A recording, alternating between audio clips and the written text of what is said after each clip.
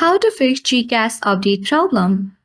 Hey everyone, welcome to our channel. This is Rose and I'm here to guide you to fix GCash updates problem. Watch the video till the end and without any further ado, let's get right into the video. First of all, open settings on your device. Scroll down and locate additional settings. Tap on it. Scroll down to the bottom of the screen and locate developer options.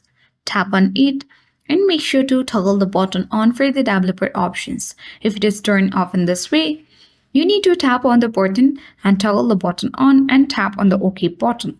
Once you do that, you need to exit from the settings page. Once you do that, you need to simply open the GCash applications on your device. And then open the applications on your device. Tap on the open button next to GCash. Once the applications gets loaded, you need to simply add your phone number and verify your phone number and easily log into your account and your issue will be fixed. So that's all for today. Hope this video helped you. If you're new to our channel, hit the like button and subscribe.